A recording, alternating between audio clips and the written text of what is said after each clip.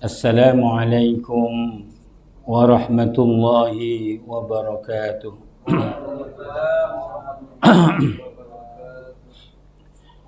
Bismillahirrahmanirrahim. Alhamdulillahi rabbil alamin wa bihi nasta'inu ala umurid dunya waddin. Wassalatu wassalamu ala asyrafil anbiya'i wal mursalin sayyidina Muhammadin wa ala alihi wa sahbihi ajma'in, amma ba'du. Qala Allah Ta'ala fi kitabihil karim, a'udzu billahi minasy syaithanir rajim.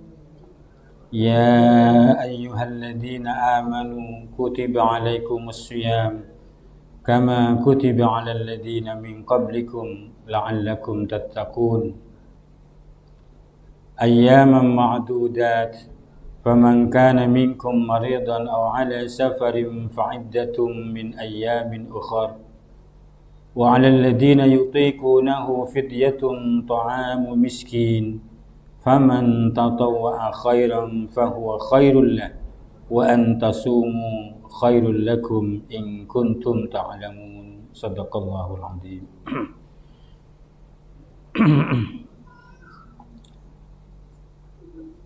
Yang sama-sama kita hormati Direktur RSUD Muhammad Nur, Takmir Masjid Ar-Rasyid, dan para jemaah Bapak Ibu rahimakumullah. Alhamdulillah, mari kita bersyukur pada Allah Subhanahu wa taala di bulan Ramadan, bulan penuh berkah ini, kita bisa bersama hadir ke Masjid Ar-Rasyid ini untuk menjalankan kewajiban kita salat zuhur berjamaah. Para jemaah, tema ini sesungguhnya terinspirasi dengan tujuan utama puasa itu adalah la'allakum tattaqun. Dalam ayat a'udzubillahi minasyaitonir rajim, ya ayyuhalladzina amanu kutiba 'alaikumus shiyam kama kutiba 'alal ladzina min qablikum la'allakum tattaqun.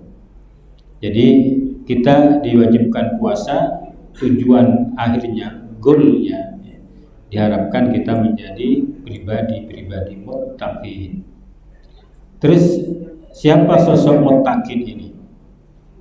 Kalau dalam awal surah Al-Baqarah disebutkan, sudah kita kaji sebelumnya, a'udzubillahi minasyaitonir rajim, alif lam mim, dzalikal kitabu la raiba fi hudan lil muttaqin alladzina yu'minuna bil ghaibi wa yuqimunas salata wa mimma razaqnahum yunfiqun. Sini poinnya di sini. Jadi, dan sebagian dari apa yang kami rizkikan mereka berinfak. Jadi min itu artinya tidak semua. Kalau kata Imam Asy-Syaukani, kenapa ada kata min? Itu jangan boros, meskipun tujuannya berinfak, jangan boros. Atau kalau kita merujuk pada Quran surah Ali Imran ayat 133 sampai 134, Allah Subhanahu wa taala juga berfirman, a'udzubillahi minasyaitonir rajim, wasari'u ila maghfiratin min rabbikum wa jannatin 'arduha as-samawati wal ardu 'iddat lil muttaqin. Siapa muttaqin itu? Alladzina yunfikuna fis sarra'i wad dharra wal kadhimina al-ghaidha wal 'afina 'anil nas wallahu yuhibbul muhsinin. Jadi kata Allah, kalau Quran surah Ali Imran 133 sampai 134 ini menyebut orang yang bertakwa itu orang yang menginfakkan hartanya fis sarra'i wad dharra, baik dalam keadaan senang, banyak harta, melimpah hartanya, wad dharra, ataupun dalam kesulitan, mau dimakan sendiri susah, apalagi mau diberikan kepada orang lain. Tapi itulah sosok muttaqin. Jadi kira-kira menurut panjenengan semua, ya, ini ada kata infak, anfaqa yunfiku infak. Jadi yunfikuna itu mereka berinfak. Kira-kira hukum infak ini sunnah atau wajib? Mak repot mas ini. Banyak wajib karena ini berkaitan dengan ciri muttaqi. Kalau di Quran surah Al-Baqarah ayat 1 sampai ayat 5 itu dikaitkan dengan soal keimanan kepada Allah, iman kepada Al-Quran, iman kepada kitab-kitab sebelumnya, iman akan adanya hari akhir, termasuk diantaranya kewajiban mendirikan sholat dan berinfak. Kira-kira infak ini masuk bagian dari yang wajib atau bukan? Wajib semestinya. Sementara konotasi kita, ayo berinfak, maunya kita anggap itu bagian dari sesuatu yang sunnah, kan gitu.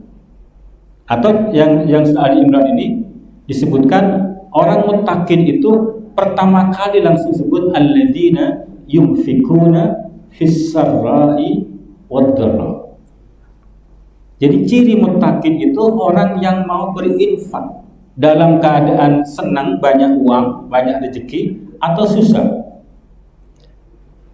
Artinya apa? Kalau yang disebut muttaqin, mau tidak mau dia berinfak. Kalau tidak berinfak, maka bukan muttaqin, kan begitu. Tidak memenuhi, tidak cukup syarat untuk disebut sebagai muttaqin. Artinya berinfak itu sesungguhnya adalah wajib. Cuma apakah demikian para ulama menyimpulkannya? Ayo kita sedikit uraikan, ya, gitu, biar ada wawasan kajian ke tafsir. Jadi baik, apa sih infak itu? Jadi infak itu secara bahasa artinya mengeluarkan harta. Kalau panjenengan baca dalam Al-Qur'anul Karim, insya Allah kalau tidak salah saya, kalau salah nanti mohon dikoreksi, tidak ada kata benda namanya infak, tidak ada. Masdar kalau bahasa Arabnya, tidak ada masdar infak. Infak itu masdarnya, kata bendanya. Yang ada kata kerjanya. Jadi anfaqa yunfiku. Jadi anfaqa itu kata benda, kata kerja bentuk lampau, past tense, telah berinfak. Kalau yunfiku bisa sekarang atau yang akan datang. Sekarang berinfak atau yang akan datang berinfak. Yang ada itu artinya apa? Infak dalam Al-Quran itu bukanlah satu term untuk satu kegiatan, tapi dia merupakan aktivitasnya. Apa bentuk kegiatannya? Wujudnya bisa nafkah kalau bahasa nafkah, atau wujudnya bisa sedekah, atau wujudnya bisa zakat. Jadi infak itu aktivitas mengeluarkan harta. Harta itu bisa kita sebut dengan nafkah dalam bahasa Indonesia, atau bisa sebut dengan sedekah, atau bisa sebut dengan zakat. Paham kira-kira? Jadi itu bukan satu nama dari kalau sedekah jelas, zakat jelas, nafkah jelas. Ini tidak, infak ini kegiatannya, amaliyahnya. Nah, oleh karena itu maka para ulama kemudian membagi ini. Jadi infak seperti apa yang wajib, kan begitu nanti. Nah, ke sana arahnya. Panjenengan biar sedari ini mulai sedikit paham. Karena konotasinya kalau infak itu konotasinya sunnah semua. Mari infaknya Pak. Padahal nanti akan ada infak wajib. Infak wajib. Baik, para jamaah, kalau panjenengan ingin tahu betapa besar keutamaan berinfak ini, bisa dibaca ya, karena ayatnya berurutan ini. Quran surah Al-Baqarah ayat 261 sampai ayat 265. Ini berbicara tentang keutamaan infak. Dimulai dari firman Allah, Masalul ladzina yunfikuna amwalahum fi sabilillahi kamasali habbatin ambatat sab'a sanabila fi kulli sumbulatin mi'atu habbah wallahu yudha'ifu liman yasha wallahu wasi'un alim. Ini Al-Baqarah 261. Perumpamaan orang yang menginfakkan hartanya fisabilillah, ini yunfikuna amwalahum. Jadi term infak dalam Al-Quran itu pasti hal yang baik, mengeluarkan harta untuk tujuan yang baik, itu infak dalam Al-Quran. Tidak ada istilah infak untuk saya infak untuk judi, tidak bisa, nggak ada, nggak dikenal. Jadi kalau infak itu pasti arah yang baik. Nah, perumpamaan orang yang menginfakkan hartanya di jalan Allah, kata Allah, kamasali habbah, seperti menanam satu biji benih. Jadi orang berinfak itu bukan buang harta, tapi investasi. Seperti investasi apa? Seperti menanam. Ambatat sab'a sanabila fi kulli sumbulatin mi'atu habbah. Persamanya apa? Satu biji yang ditanam tadi akan tumbuh 7 tangkai, tiap tangkainya akan berbiji 100. Jadi satu biji ada 7 tangkai, tiap tangkai ada 100 biji. Berarti menghasilkan 700 biji. Satu biji akan menghasilkan 700 kalinya. Bahkan Allah masih berjanji, wallahu yudha'ifu liman yasha. Allah akan melipat gandakan kepada orang yang dikehendaki. Kalau benar ikhlas karena Allah, Allah lipat gandakan. Jadi kasus contohnya Abu Bakar As-Siddiq. Jadi beliau bukan orang yang kaya raya, tidak. Tapi beliau pernah meninfakkan hartanya semuanya di jalan Allah. Sampai Rasul bertanya, loh, untuk kamu, untuk anakmu, istrimu, nanti makan apa? Dengan sangat yakin Abu Bakar menyatakan, untukku, istriku, anak-anakku cukup Allah dan Rasulnya, semuanya. Sampai diganjar oleh Allah dengan apa? Dengan ganjaran dipastikan terbebas dari neraka. Wa sayujannabu al-atqa alladhi yu'ti malahu yatazakka. Artinya bukan hanya ganjaran 700, sudah dipastikan tidak akan masuk neraka. Kalau enggak masuk neraka, kira-kira apa? Masuk kemana kira-kira? Tentu surga. Kalau kita kan masih, kalau beriman pasti surga, cuma jangan-jangan masih mampir ke neraka. Makanya doa kita ditambahi dengan waqina adzabannar. Kita ingin masuk surga, tapi jangan juga mampir dulu ke neraka, kan gitu.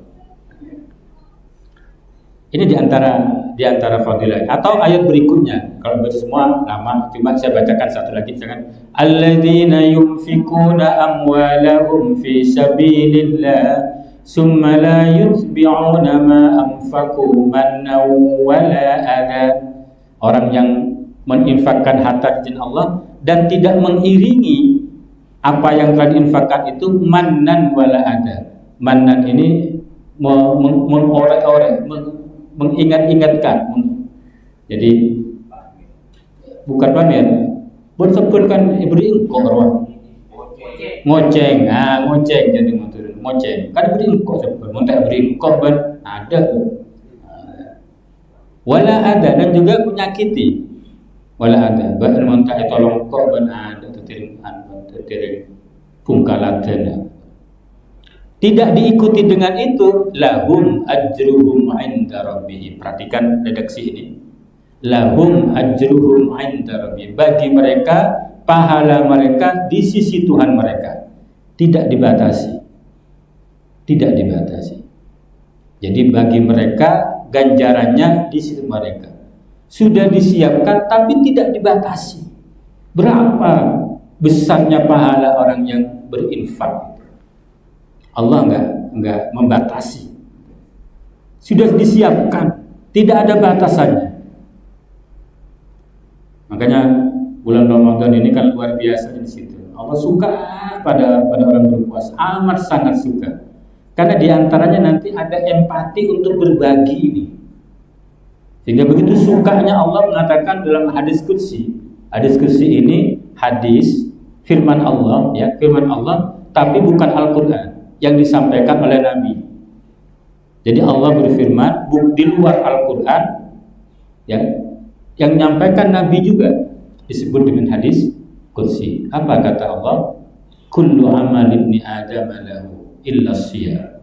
Semua amal anak Adam itu untuk dia kecuali puasa. Fa innahu li wa ana ajzibi. Maka sungguhnya puasa itu untukku. Aku suka. Wa ana ajzibi, dan aku yang akan membalasnya. Tidak dibatasi juga. Karena sukanya pada orang berpuasa, Allah nggak batasi betapa besar pahala orang berpuasa itu. Kenapa Allah suka pada orang berpuasa itu? Karena kita ini, ya, mau meninggalkan yang disukai. Yang disukai manusia itu apa? Kalau dalam kitab fikih disebut, ya, anil muftirat minal akli wasyurbi wal jima'. 3 yang paling disuka itu makan, minum, jima. Itu kesukaan manusia. Dan itu ditinggalkan selama puasa, artinya mulai waktu subuh sampai terbenam, hanya karena mengharap ridha Allah. Allah suka gitu. Nah, di antara yang luar biasa itu pendidikan puasa ini bukan hanya memberikan pemahaman betapa tidak enaknya lapar dan haus itu. Sekedar berceramah tak nyaman dengan lapar nih. Jadi kalau sekedar begitu itu tidak masuk gitu. Tapi kalau langsung diajari, coba ayo praktekkan bagaimana tidak enaknya lapar dan haus dengan cara puasa, maka orang akan langsung yakinnya betapa merananya, betapa sulitnya, betapa sengsaranya saudara saya yang setiap hari kelaparan. Kalau saya memang menyengaja tidak makan dan minum, kalau saya mau makanan ada. Mereka sudah berpikir tidak mau cari makan gak ada, di saat itu mereka juga kelaparan. Dan itu tidak dibatasi subuh dan sampai maghrib gitu. Boleh jadi masih 24 jam atau lebih dari itu. Itulah kemudian ada dari kita empati terhadap saudara kita yang kekurangan. Silakan baca selebihnya. Baik, saya ingin masuk pada yang ingin saya tanyakan tadi. Betulkah infak itu wajib? Nah, ayo kita mulai. Atau jangan-jangan ada infak sunnah? Nah, gitu ya. Kita mulai. Para ulama itu memulai kewajiban berinfak itu dengan posisi pertama adalah menafkahi diri sendiri.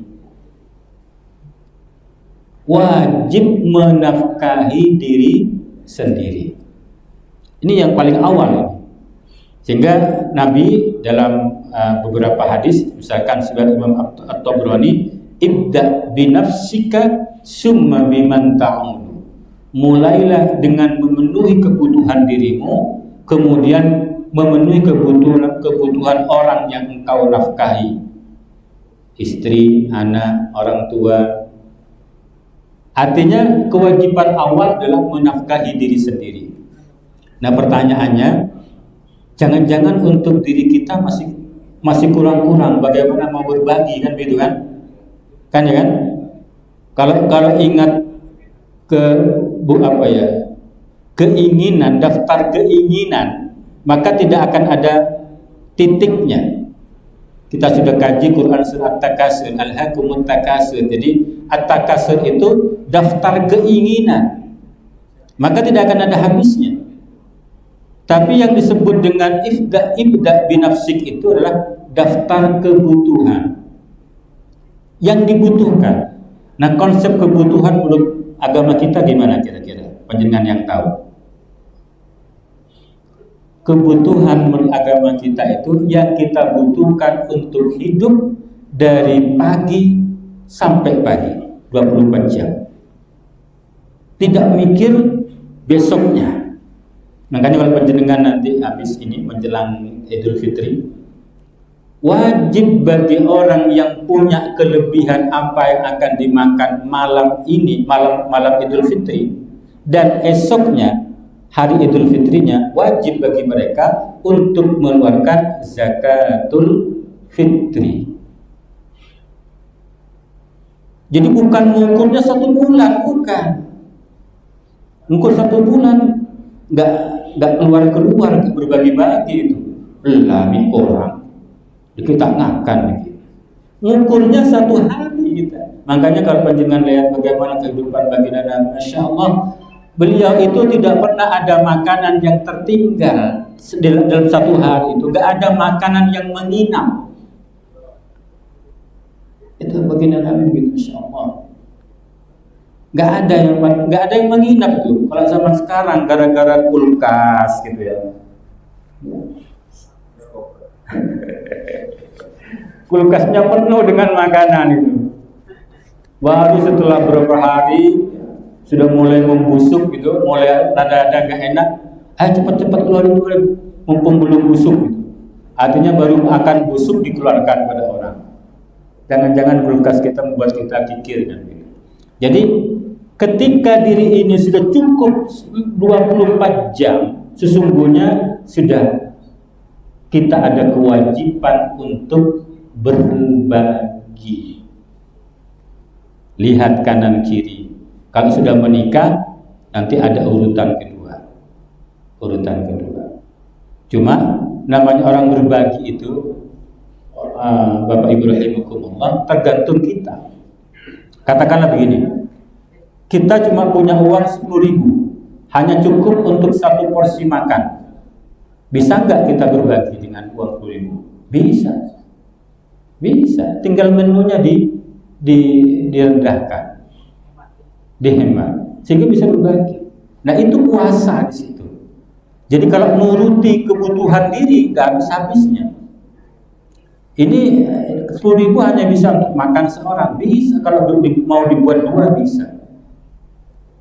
Jadi beli beras 5.000, kemudian dijadikan tacin, bubur, kasih garam, cukup sudah itu, banyak itu sudah itu ya. Bisa untuk berapa orang? Kemauan berbagi itu, Bapak Ibu rahimakumullah, itu terbentuk dengan puasa kita. Nah baik, setelah itu jadi wajib menafkahi diri, tapi tentu batasannya sesuai kebutuhan, bukan keinginan. Setelah itu baru kalau sudah punya keluarga, itu baru istri, anak. Saya bacakan hadisnya ini. Ada ayat dan hadisnya. A'udzubillahi minasyaitonir. Kalau ayatnya, liyunfiq du sa'atin min sa'ati wa man qudira 'alaihi rizquhu falyunfiq mimma ataahu Allah la yukallifu Allahu nafsan illa ma ataaha sayaj'alullahu ba'da usri yusra. Ini ayatnya sebagai dasar wajibnya kita menafkahi istri. Setelah diri ini, kalau sudah menikah, yang wajib kalau urutannya, tertibnya adalah istri, menafkahi istri. Tapi gimana kira-kira kalau sudah kadung menikah, untuk diri sendiri ini kurang? Nah, di sini sudah disebut dengan kearifan. Jangan kemudian, oh iya kan saya wajib penuh diri saya, istri nomor 2, bukan begitu. Itulah kearifan di situ. Ketika sudah ijab dan kabul, tanggung jawab itu berpindah dari orang tua kepada suami. Bahkan ibu, kalau ada suaminya kaya, panjenengan tidak diberi nafkah cukup, boleh ngambil dari harta suaminya, tapi secukupnya. Jangan kemudian, iya saya butuh gelang, kira-kira berapa juta? Bukan begitu. Cukup untuk hidup 24 jam. Kalau di daftar keinginan nggak akan cukup. Nah kata Nabi begini, ya, dalam riwayat sahabat Jabir, ibda binafsik fatasaddaq 'alaiha. Pertama, mulai penuhi kebutuhanmu. Fa in fadala syai'un fali ahlika. Kalau lebih baru untuk keluargamu. Cuma ini jangan dipahami letter begitu, saya dulu yang kenyang nanti baru istri, tidak. Ini tanggung jawab masalahnya. Makanya kalau mau menikah itu harus punya yang bisa diberikan nafkah, kan ya. Ar-rijalu qawwamuna 'alan nisa bima faddalallahu ba'dahum 'ala ba'din wa bima anfaqu, ini fi'il madhi ini, min amwalihim. Jadi ada suami-suami yang saya belum makan, masa kamu tak kasih makan. Nah, ini ingatkan ayat ini. Wa bima anfaqu min amwalihim. Gitu ya. Fa in fadala an ahlika syai'un. Kalau lebih lagi ya berikan pada keluargamu yang lain. Ini mulai pada anak, falidi qarabatik, dan kerabat dekat. Fa in fadala anti qarabatik syai'un fa hakada wa hakada. Kalau sudah cukup itu semua, baru yang lain-lain. Silakan yang lain-lain. Urutannya begitu. Jadi biasanya dalam rumusan para mustahid itu, setelah istri itu kemudian lanjut kepada kewajiban usul kepada furu. Kewajiban usul menafkahi furu. Usul ini asal usul, bapak, kakek, terus ke atas itu menafkahi cabang, anak, cicit, terus ke bawah. Urutannya begitu. Setelah itu urutannya yang keempat adalah kewajiban furu menafkahi usul. Ini kebalikannya. Anak satu ketika wajib menafkahi orang tua dengan syarat orang tua sudah dalam keadaan miskin, dia nggak punya apa yang mau dimakan. Atau yang kedua, orang tua sudah dalam keadaan tidak mampu untuk mencari makan, sudah tua, sepuh. Maka kewajiban anak untuk menafkahi. Ini namanya nafkah dari furu kepada usul. Baik, Pak diringkas ini, khawatir perlu nama ini. Setelah itu yang kelima, ini yang diperdebatkan. Kalau 1, 2, 3, 4 Bapak Ibu rahimakumullah itu wajib hukumnya. Wajib berdosa panjenengan. Artinya kalau panjenengan tidak melakukan 1, 2, 3, 4 sementara panjenengan punya kemampuan untuk itu, maka tidak termasuk kelompok muttaqin yang dijanjikan surga oleh Allah, nggak masuk muttaqin. Nah kalau yang kelima ini masih diperselisihkan. Apa itu? Menafkahi dzawil arham, kerabat dekat, ya, kerabat dekat yang muhrim, kerabat dekat yang bukan orang tua ke anak atau bukan anak ke orang tua, tapi yang muhrim. Apa contohnya? Saudara kandung, saudara sebapak, seibu, saudara kakak, adik, saudara. Itu menafkahi dzawil arham namanya, kerabat dekat. Ada yang menyatakan wajib, ada yang menyatakan tidak. Kalau Imam Hanafi menyatakan wajib, Imam Asy-Syafi'i menyatakan tidak wajib.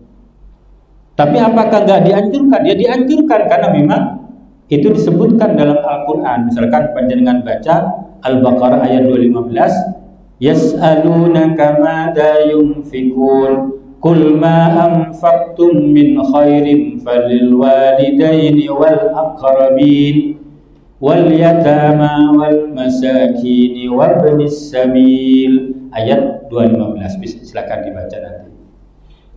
Jadi kalau menafkahi kerabat dekat yang haram dinikahi, tapi bukan dari atas ke bawah, bukan bapak ke anak ke cucu, tapi ke samping, saudara, paman, Apalagi kalau sepupu sudah bisa dinikahi. Ini yang nggak bisa dinikahi itu ada yang mengatakan wajib, ada yang mengatakan tidak wajib. Kemudian yang keenam, ini karena hubungan perbudakan sekarang nggak ada. Tapi kenapa sih disebut dalam kitab-kitab? Agar itu tidak kebablasan. Aturan itu tetap ada. Ketika ada perbudakan, ada aturan yang bisa dipakai. Gitu.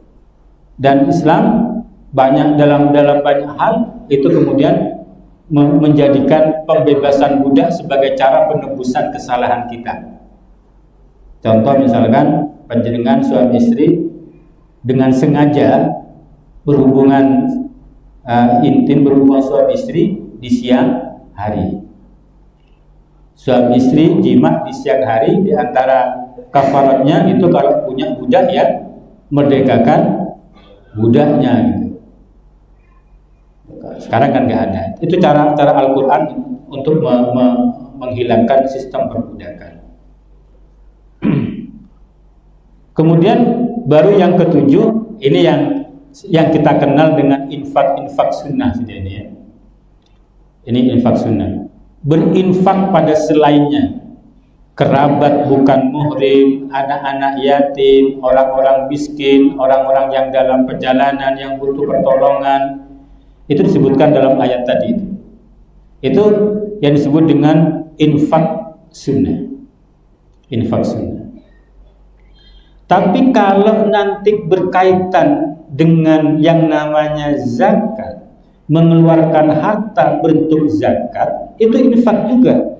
Tapi karena ini sudah bernama zakat, infak itu disebut dengan infak wajib kalau bentuknya zakat. Infak wajib dikeluarkan.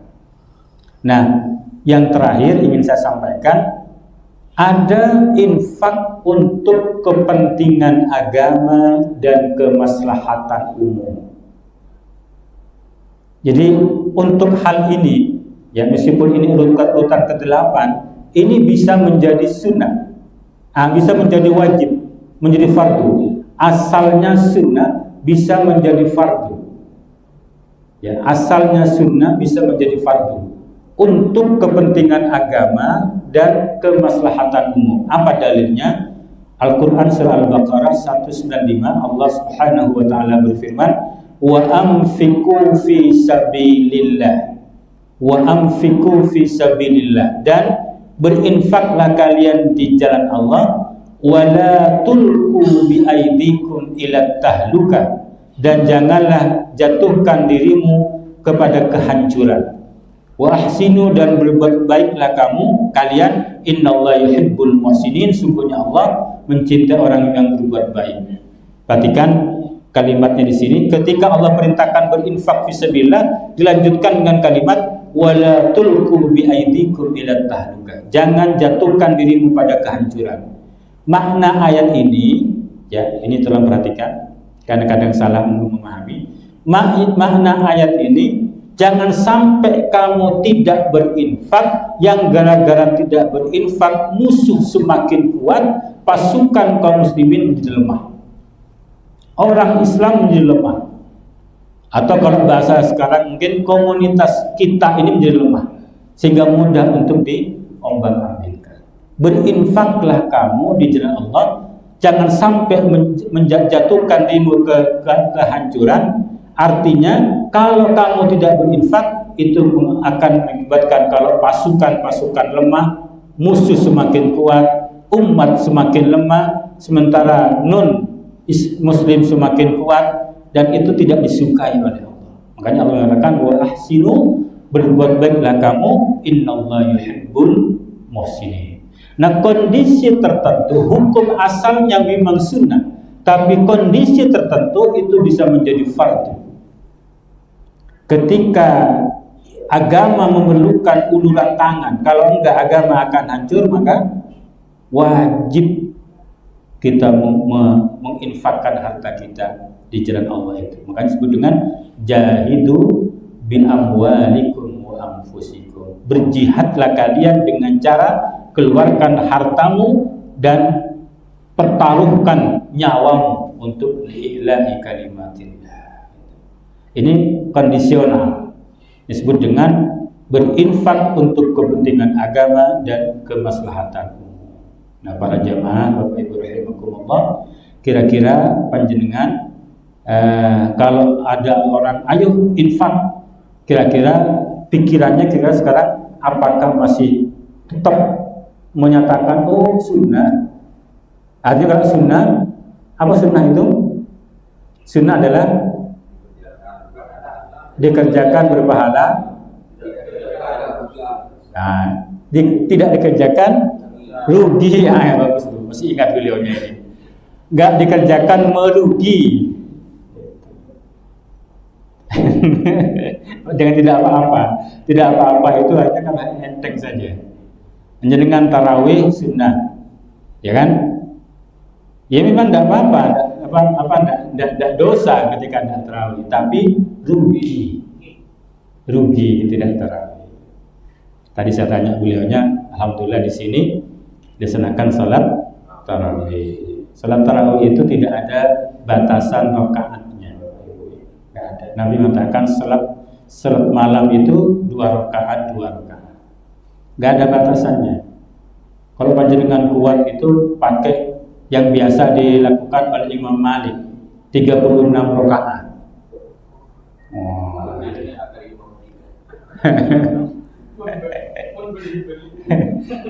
Mun belu mana ada telepon onong bakun malak belu kan. Karena memang nggak ada batasannya. Jadi mau berapa? Karena penting dua, tapi istirahat. Tarawih itu tarwihah, salat santai. Biasanya dua salam. Itu kalau zaman dulu di Mekah itu istirahat, kadang digunakan untuk tawaf gitu. Setelah itu lanjut lagi tawaf. Nggak ada batasannya sesungguhnya. Makanya kalau sekedar soal jumlah rakaat tarawih itu jangan menjadi masalah. Kalau panjenengan capek misalkan, payah, tidak ingin meninggalkan tarawih, cukup 1 salam saja. 1 salam. Dia Rasulullah kata dia payah, lembur boleh ke alatinan yang sakit. 1 salam saja salat tarawihnya. Tapi ini bukan anjuran ya Pak. Bukan anjuran, cuma ingin menyatakan kan salat tarawih itu ya 2 rakaat, 1 salam, 2 rakaat. Jumlah berapa rakaat, berapa salam nggak ada. Jadi kalau mau habis isya sampai sahur ya monggo kalau kuat. Kalau kuat. Semoga ibadah kita diterima oleh Allah Subhanahu wa taala. Amin ya rabbal alamin. Allahumma arhamna bil Qur'an waj'alhu lana imaman wa nuran wa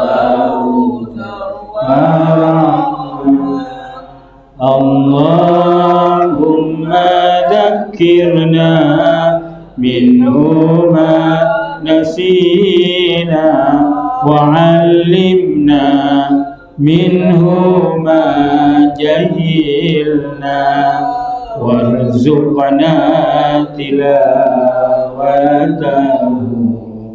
ana al-laili wa atrafan nahar waj'alhu lana hujjatan ya rabbal alamin. Assalamualaikum warahmatullahi wabarakatuh.